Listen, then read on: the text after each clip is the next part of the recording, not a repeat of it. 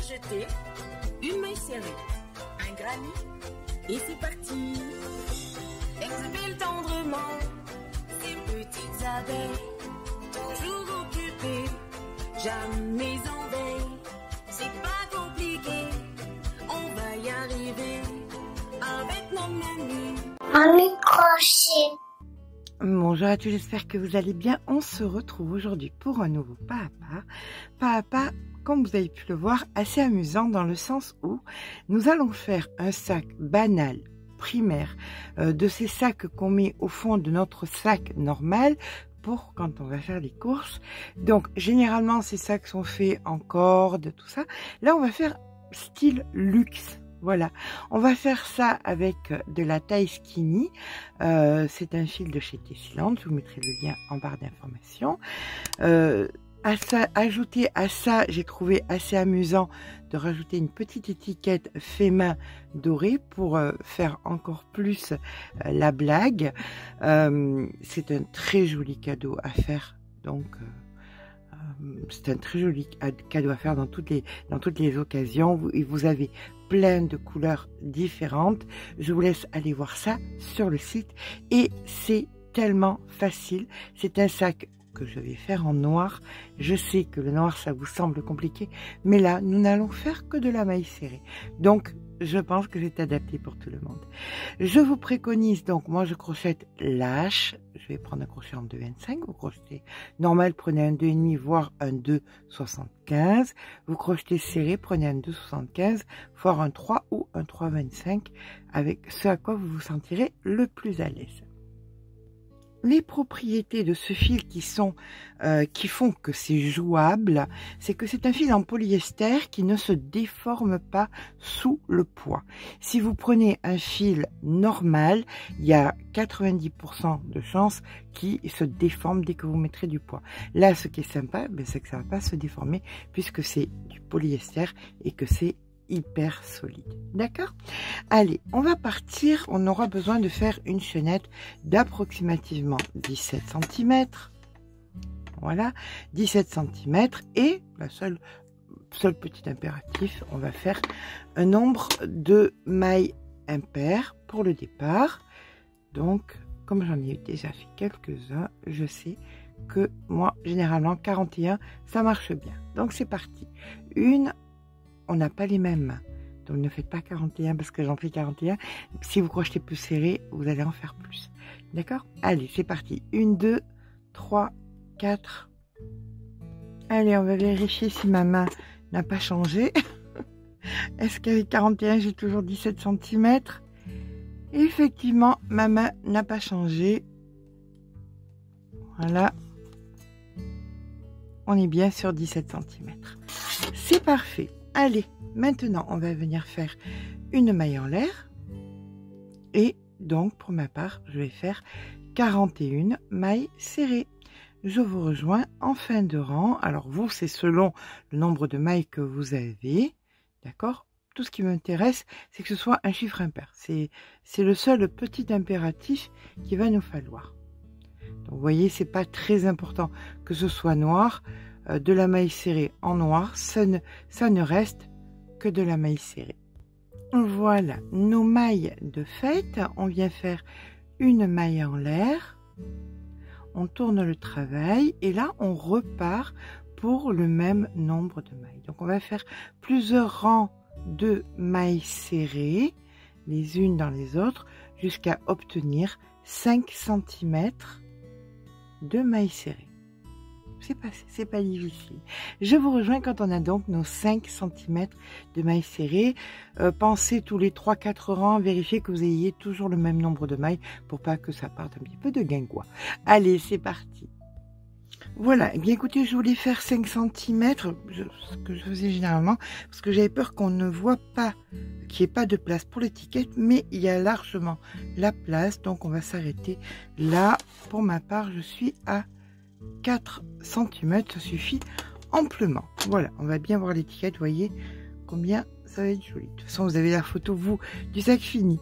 Allez, c'est parti. Alors là, maintenant, on va venir faire ce qui va tenir le sac. Pour ça, on va faire 1, 2, 3, 4, 5, 6, 7, 8, 9, 10 mailles en l'air. On tourne, vous passez une maille et vous faites une maille serrée. Voilà. Et ça, vous allez le faire sur la totalité de votre rang. Une fois que vous avez fait la maille serrée, vous refaites 10 mailles en l'air. 1, 2, 3, 4, 5, 6, 7, 8, 9, 10. Vous passez une maille et vous faites une maille serrée. On se retrouve donc dans la dernière maille qui sera bien évidemment une maille serrée. Voilà ce que nous obtenons. Donc voilà, vous avez formé de multiples boucles. On va venir donc terminer ici par une maille serrée.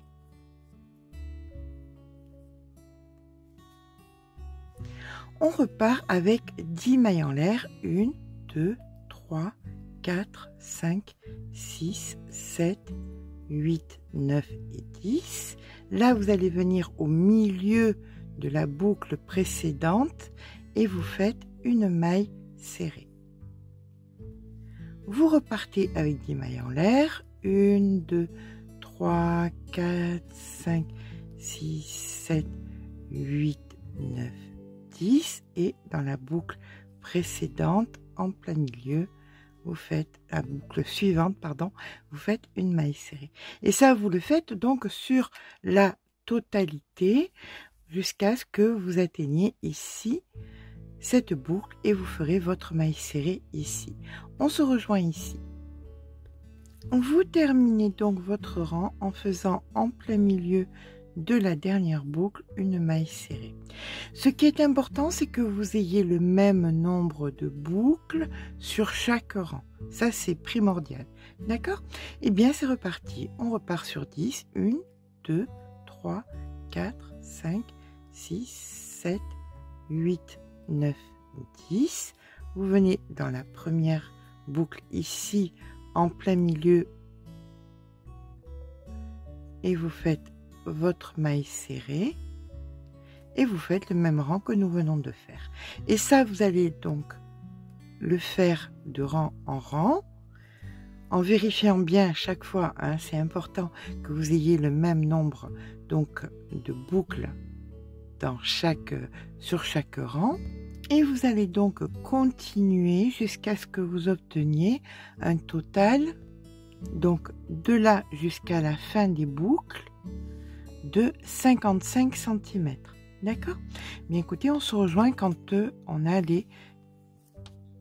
la totalité, en comptant cette partie-ci, de 55 cm. À tout à l'heure. Et bien voilà, une fois que nous avons la longueur désirée, on va venir refaire la même chose que nous avions fait ici de l'autre côté. Pour ça, c'est pas compliqué, on vient tourner notre ouvrage et on se met donc du côté des arceaux. Le but va être de récupérer le même nombre de mailles que nous avions ici. Alors, on va faire ça comment? On fait une maille en l'air et dans cette maille-ci, là, vous faites une maille serrée. D'accord? On se souvient que nous étions sur un chiffre impair. Ensuite, vous avez tous vos arceaux et dans tous les arceaux, vous allez venir faire 2 mailles serrées. Donc, immanquablement, en faisant ça, vous allez récupérer le même nombre de mailles que vous aviez de l'autre côté. Voilà. Donc, 2 mailles serrées dans chaque arceau et on se retrouve dans le dernier. Je vous dis à de suite. Voilà, on termine ici dans le dernier arceau où nous faisons nos 2 dernières mailles serrées. Là, on vient faire une maille en l'air, on tourne le travail et maintenant vous allez faire exactement le même nombre de rangs que vous aviez fait ici, et bien ici dans les mailles que vous avez. Donc tout en maille serrée, toujours en maille serrée. D'accord? Donc, on se retrouve au bout des 4 centimètres, puisque pour ma part, j'avais fait 4 centimètres. Je vous dis à tout à l'heure. Donc, maintenant, nous allons venir faire donc la anse, les anses et le contour. Alors, on va venir faire une chaînette de, alors, peu importe le nombre de mailles, entre 55 et 60 cm. D'accord? Donc, on se rejoint quand c'est quand on a la bonne taille. Et on viendra donc joindre ici en essayant de ne pas torsader. Voilà, une fois que vous avez la dimension dont vous avez besoin, vous allez venir de l'autre côté et là vous allez venir faire de la maille serrée sur la totalité de la bande.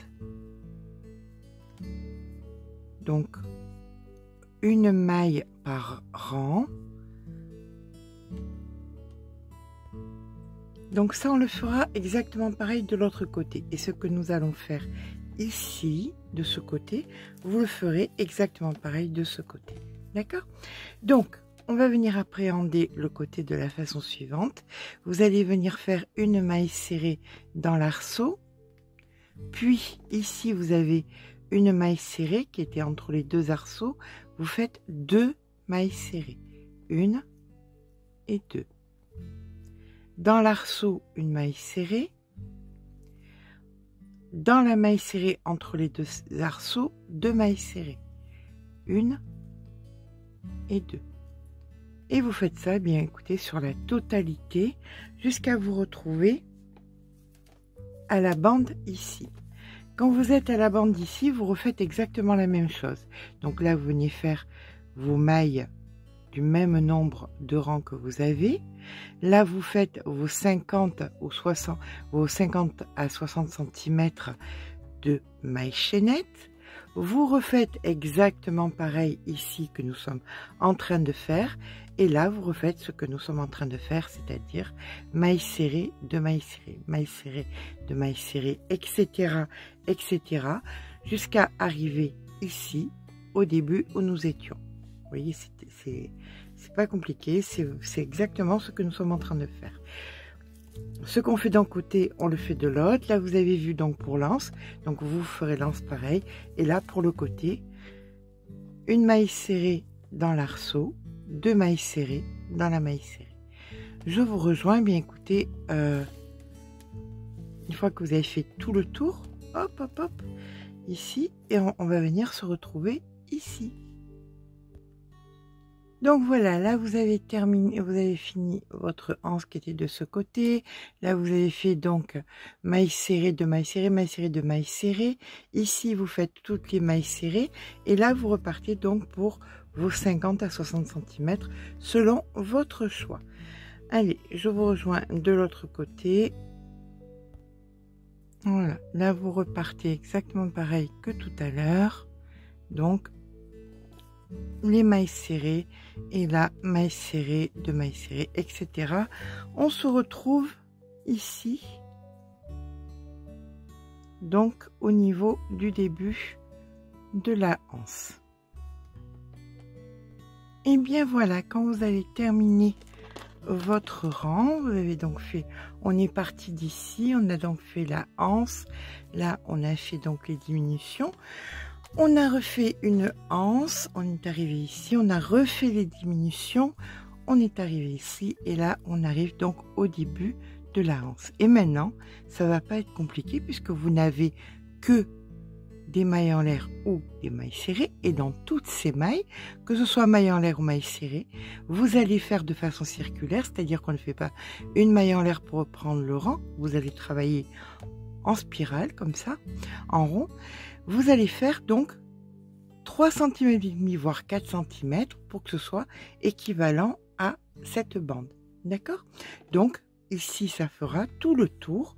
Vous aurez une bande de 3 cm et demi voire 4 cm. D'accord? Simplement de la maille serrée. Voilà, vous allez travailler en rond et ça va se créer tout seul. Faites bien attention par contre quand vous faites les anses de pas switcher, que les anses soient bien droites, c'est hyper important.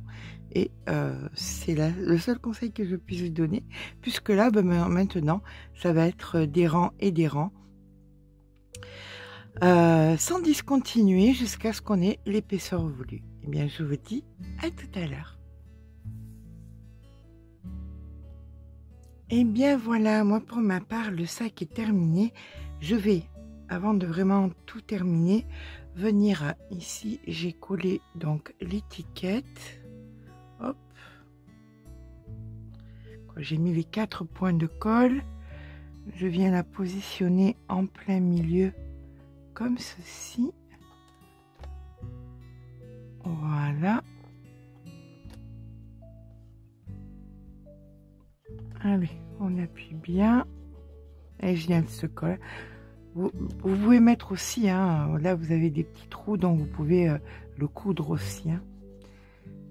Donc pas de souci, pas besoin de. C'est un sac qu'on n'a pas besoin de passer en machine, c'est du polyester, un tissu humide. Si par exemple il y a un fruit abîmé que vous ramenez du marché qui vous aura sali le sac, eh bien vous pouvez tout simplement à l'aide d'un tissu humide le nettoyer sans aucun souci. Là on va venir couper donc notre fil. Il reste beaucoup de fil. J'ai fait un sac un peu court. J'aurais pu le rajouter sincèrement de 20 cm, c'est-à-dire 10 et 10 pour le faire beaucoup plus long. Mais ça, c'est un sac pour mettre dans un sac en cas de. Donc voilà, là j'ai coupé. Je viens à présent mettre mon aiguille. Je termine. Un petit coup d'un côté, un petit coup